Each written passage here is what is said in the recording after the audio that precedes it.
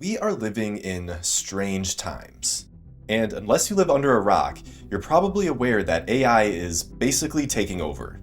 And I'm not talking about the actual scary ways, like with people losing jobs and AI relationships and robots and stuff. I'm talking about when you're doom scrolling and you land on that one video that makes you ask, is this real? Or is this AI? That's what we all, sadly, apparently need to be asking ourselves these days. Because not too long ago, people were making absurd AI videos solely because of the fact that they could, with no intention of trying to hide it. And there was usually something so ridiculous about these videos that while they gave a good laugh or shock, they were easy to brush off. But now we're at a point where things are getting a little bit too realistic, regardless of how ridiculous the context of the video may be. Because let's be honest, current reality is almost stranger than fiction. Now, I knew things with AI content were getting bad, but I didn't know they were that bad until I started getting comments like this, of people actually thinking that I am AI. Last thing I ever expected. And I didn't know how to take that. I can assure you that I am a real human, but I think this just shows how dire things have become. We are cooked.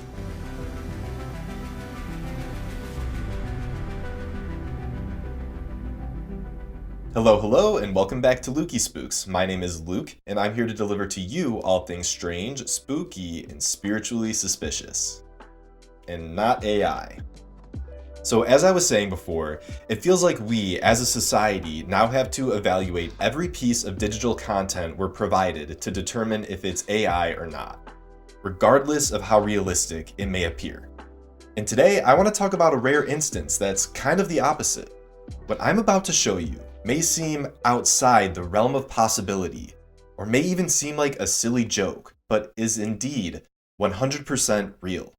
And unless you didn't see the thumbnail or read the title of this video, I'm talking about planes. And no, it's really not that deep, and it's kind of silly. But I just did a whole video on how people keep dying at California's deadliest mountain, and the entire process was very heavy, so I don't know about you, but I need something light. Anyway, simply put, the planes I'm about to show you seem like they shouldn't exist. Planes that seem to defy the laws of physics, that seem to fly along the border of extreme engineering and pure philosophy. But they are not the result of a fun image-generating experiment using artificial intelligence. They are as real as you and I. And again, just to reiterate, I'm real. I'm a real person.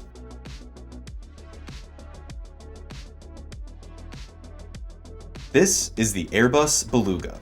Known as a super transporter, this aircraft has the likeness of a flying, smiling whale. The first time I saw it, I'm pretty sure I cried from laughing so hard.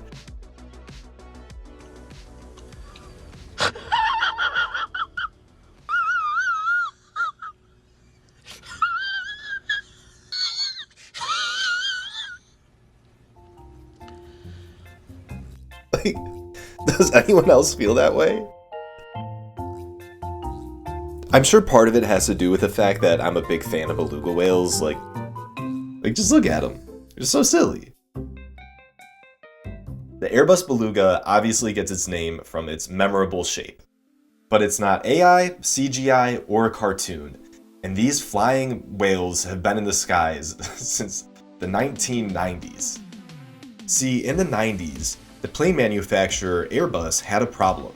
Their planes were being built in pieces all over Europe, and nothing in the world was big enough to move them efficiently. Not even the cargo aircraft Super Guppies were good enough, which Airbus had been using since the 70s. And if you just had a WTF moment, don't worry, we're gonna talk about the Guppies. Also a real thing. Honestly, the whole thing just sounds like science fiction. The flying guppies aren't big enough. We need more. We need bigger. We need flying whales. That being said, to solve this transportation issue, Airbus decided to invent something entirely new. Something that makes you question what your eyes are seeing. Airbus took the frame of its A300 plane and lowered the cockpit and then basically supersized the cargo bay. It just looks like someone stuck an air hose in a normal plane and just pumped that shit up. Or like someone pinched the bottom of the plane and it just went bloop. Also reminds me of someone squeezing a stress ball. And when you look at this thing, it just doesn't look like it should be able to fly. Float away and bounce amongst the clouds, maybe, but not aerodynamically fly through the sky at 500 miles per hour. The original Beluga Airbus, the Beluga ST, was born in Toulouse, France, and first entered service in 1995. A total of 5 planes were made in order to transport giant aircraft components like wings, fuselage sections, and horizontal and vertical tailplanes.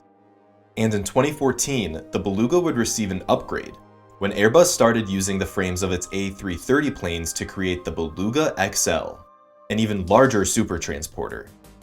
With a wingspan of almost 200 feet, a length of over 200 feet, and a diameter of almost 30 feet, the hallmark of this beast was that it was able to carry 2 30-meter A350 wings instead of just one. This was also when Airbus started painting that beautiful whale face on the plane. And here's a nice side-by-side image of the Beluga XL and the Beluga ST. Like a mother and her child. So yeah, the Beluga's big-ass melon opens up to allow front-loading of various large objects. And I'm not just calling it a melon. That's the actual term for a beluga whale's forehead.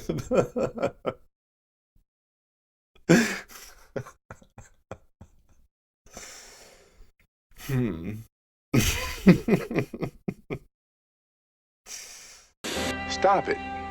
Get some help. It's not its brain. It's basically just a it's basically just a blob of fat used for echolocation. Just for your FYI. Man. Back to the plane.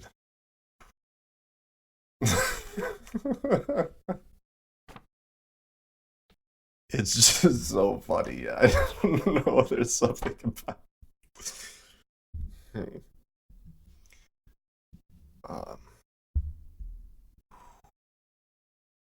Now back to the plane. It does not carry any people besides the 2 pilots and a loadmaster to handle the cargo, but it has transported some very interesting objects besides Airbus components, like the Tranquility module for the International Space Station, multiple helicopters, a giant painting from the Louvre called Liberty Leading the People, painted by Eugene Delacroix, and even humanitarian aid after natural disasters like Hurricane Katrina.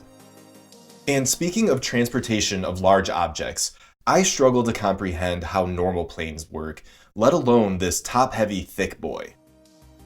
It reminds me of these new mega cruise ships that, despite their enormity, somehow manage to stay afloat and not tip over.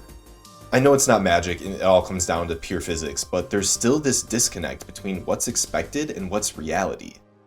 It's this combination of a friendly-faced sea animal and an oversized industrial vehicle that was invented to accomplish gargantuan physics-defying tasks that make our brains automatically go, something is not right here.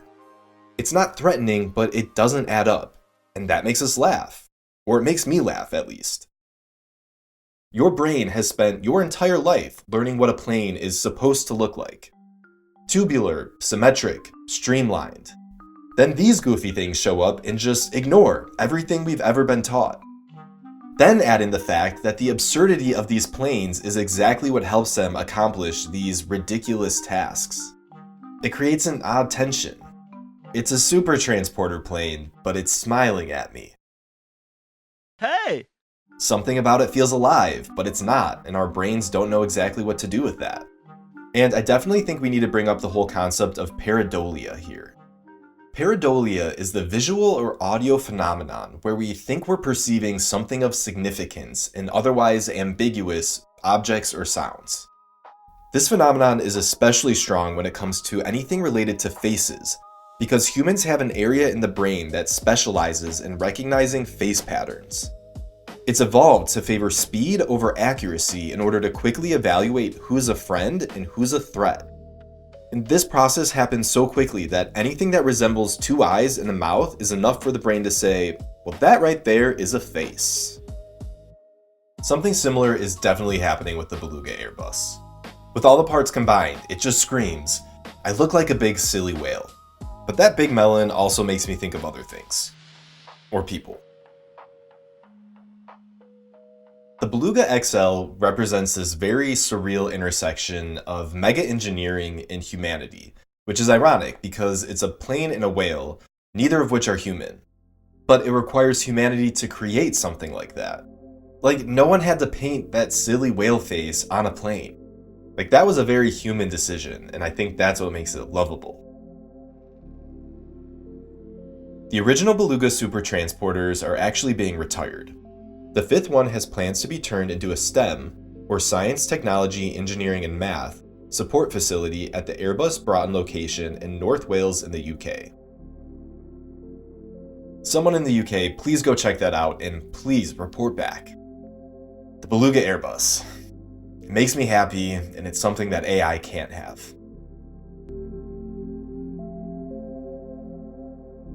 There's a pattern where, as humans continue to push the limits of technological advancements, the very realization of those efforts results in things that we just aren't used to seeing.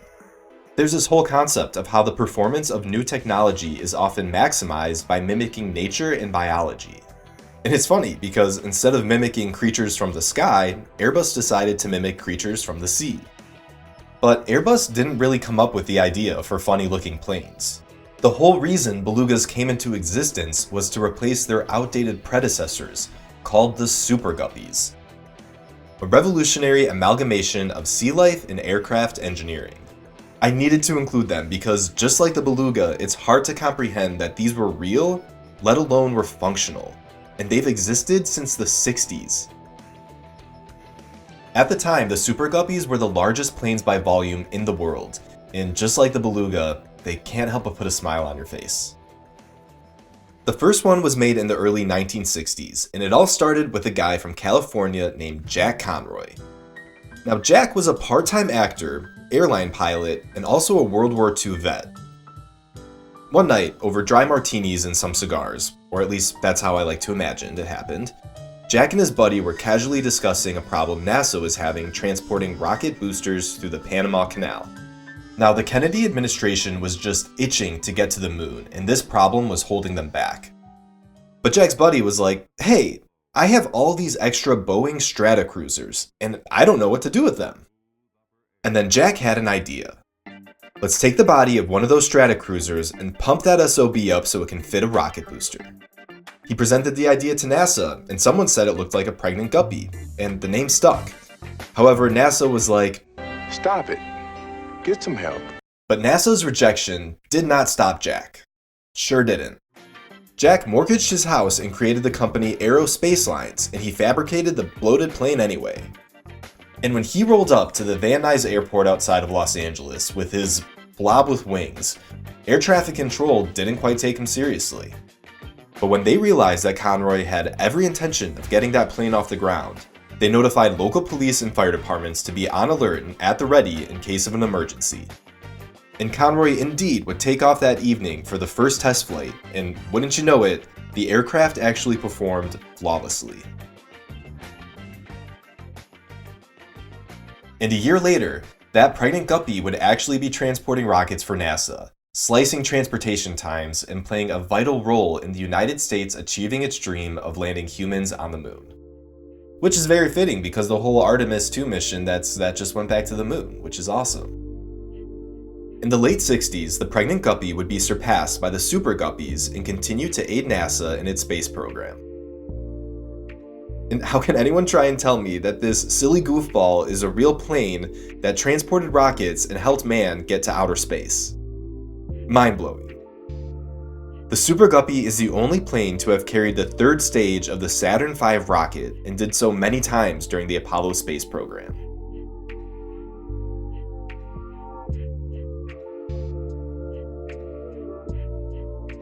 There was also a smaller version built called the Mini Guppy, and one of them actually crashed in 1970 during flight testing at Edwards Air Force Base in California. resulting in the loss of the aircraft and its entire crew. A very real crash, not AI. And back to this guy right here. This image in particular is the perfect example to me of retro-futurism in real life. If you're not familiar with that term, you're probably familiar with the idea. Retrofuturism is a current term for that artistic style that basically depicts visions of the future but from a past perspective. I even learned a subgenre of the term called atom punk, which is specific to the 1950s and 1960s. Think of the Jetsons, a cartoon from that era. I feel like it's so easy to imagine animations of these planes flying around in cartoons and old sci-fi movies. I've also been seeing a lot of AI videos that use retro filters to make fake historical footage, inventing a futuristic past that never existed. But this is real.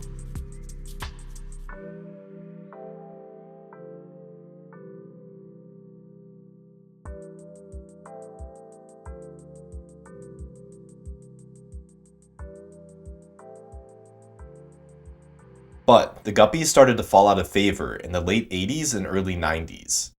They were aged and required an increasing amount of maintenance to keep them in operation. And for Airbus, they just weren't big enough for larger airplane components that were only getting bigger, hence the Beluga. Airbus needed whales, not fish.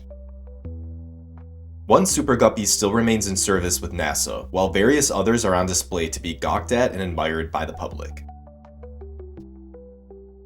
Now, one reason I find this topic so interesting is because it's taking something that humans generally interact with on a day-to-day basis and have morphed it into something absurd and untouchable. All of these planes have massive purposes that have nothing to do with passenger travel, namely the transportation of spacecraft components. Space travel continues to blur the lines between reality and science fiction, and these planes are a perfect reflection of that. And speaking of 20th century space exploration, as a result of trying to keep up with the United States space program, on the other side of the world, the Soviet Union ended up creating the largest plane ever, and a giant in the sky.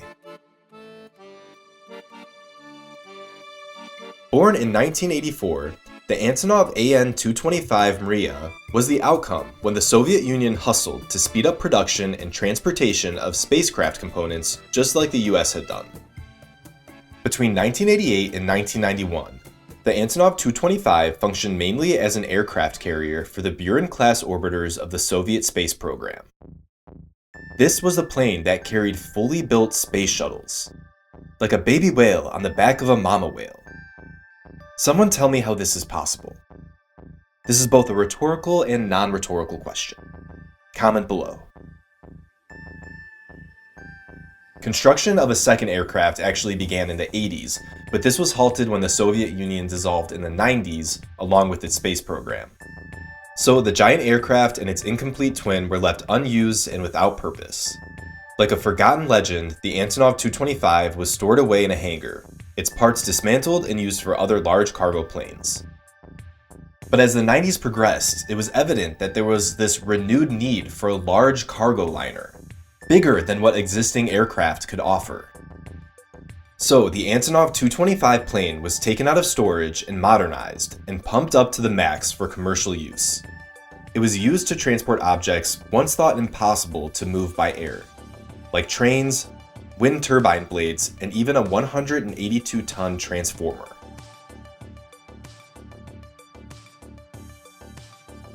The new Antonov 225 was the heaviest plane in the world, with the largest wingspan in the world of 290 feet. This plane is not AI, it's just the biggest plane to ever exist. It looks like it has 100 wheels. Everything about it actually looks fake. From the wheels to the number of engines, it looks like a plane on steroids. It looks like someone copy and pasted a plane on top of itself multiple times, and the result was the Antonov 225. Also, I can't ignore the pareidolia effect I'm getting from the head-on images. This Soviet-era workhorse is just as goofy as the Belugas and the Guppies. The 225 is almost the opposite though, with like a tiny noggin and a big old mouth. This combo reminds me of some kind of cartoon, but I cannot put my finger on it, so please comment if you know. This humble giant has set over 240 world aviation records, including but not limited to the largest single item cargo transported by air, which was an almost 500,000 pound generator for an Armenian gas power plant, and the longest cargo transported by air, which were 2 test wind turbines from China. And the main reason I wanted to talk about this plane today is actually not because it's the largest plane in the world or because it looks like someone photoshopped wheels and engines onto it. See, the Antonov 225 is well known and beloved amongst aviation enthusiasts, with people traveling from all over to witness its earth-shaking takeoffs and landings. Mriya, which is part of the plane's full name, is Ukrainian for dream or aspiration, and I think that's the perfect name for it based on the video that made me want to talk about this plane in the first place. Shaky point-of-view footage, sporadic blurs and zooms. It's a video that could easily be taken as an AI fake at first glance. An anxious crowd all facing into the fog, waiting for something, and a roaring sound grows louder and louder until a giant plane sinks below the fog overhead. Like a hellish bird, slicing through the haze and parting the clouds to reveal a deep blue sky above. This is a very famous video of the Antonov, simply because it showcases its massive power in the most surreal way. The fog provides the perfect visual of how it tears through the atmosphere, leaving a giant vacuum in its wake, and it's all real. Shortly after that video was taken in Poland, the 225 would make its last commercial mission in early February of 2022, when it transported 90 tons worth of testing kits for that big virus that was going around. After that, it would return to the Antonov airport, known as the Hostomel Airport, near Kiev, Ukraine.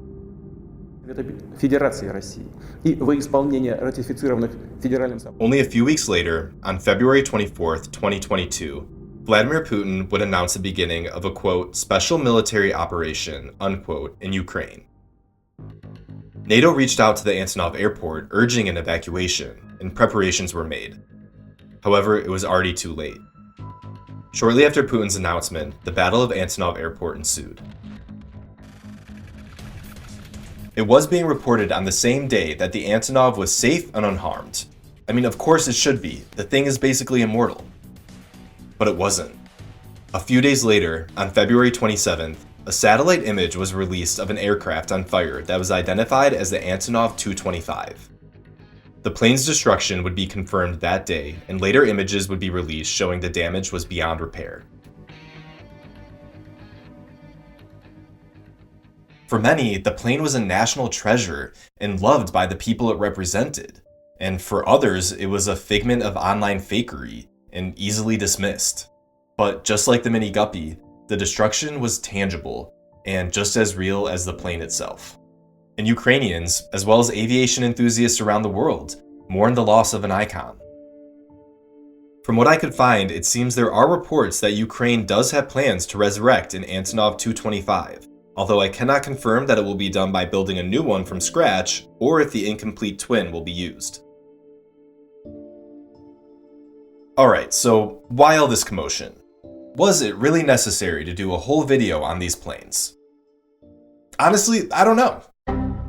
I think part of it is just my incessant need to ask not necessarily why things exist, but why certain things make us feel certain ways.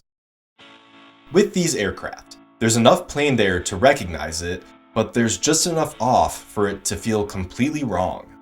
The result is this mix of cognitive discomfort and fascination. And apparently, the way my brain processes that is to just laugh at the absurdity, sometimes until I cry. Or maybe it's just that they're really goofy looking, I don't know.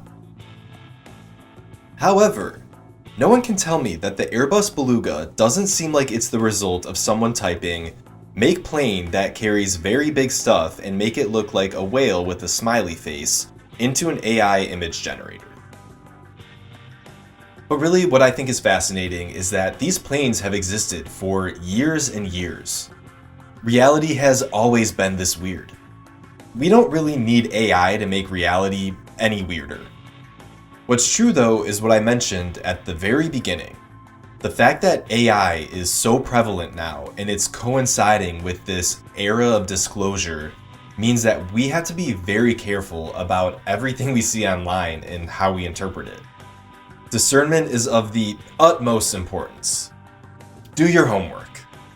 Because while not everything you see online is real, these planes are evidence that some things are, and reality truly can be stranger than fiction. And one final note before we close to really drive home that point is that researching this topic has shown me that since AI fakery is so common right now, that there are a ton of incredibly talented artists that are just getting dismissed and brushed aside because of people claiming that their creations are AI. So while that can be true in some cases, it may be best to just take a step back before you jump to conclusions. Well, my friends, this flight has officially landed, and if you hung out for the whole trip, I cannot thank you enough. And I would love to hear what you think about everything. Did the Belugas and the Super Guppies make you laugh out loud? How do you feel about artificial intelligence? Loaded question, I know. Was this interesting to you at all? Honestly, this video was just an excuse for me to talk about the Beluga Airbus. Sometimes if I'm having like a not so great day, I literally pull up a picture of the Beluga Airbus and it just forces me to laugh. The idea for this video did come from my Artifacts That Shouldn't Exist video, and I do think a series on these types of things would be interesting and fun. Like, I found all of this mind-blowing, surreal photography art that could easily be mistaken for AI, and I feel like that'd be cool to show you and talk about. So if you enjoyed this video and think that more like it would be interesting, then please give it a like. And if you like what we're doing over here at LukieSpooks, and by we, I mean me and my boss Sheba, then feel free to officially join in on the fun by subscribing. It would mean the world, but as always, no pressure. Anyways, thanks again. I hope this video brought you some joy. You're awesome. Stay safe. Stay cautious of everything on the internet. And as always, stay spooky. And I'm not just calling it a melon. That's the actual term for a beluga whale's forehead.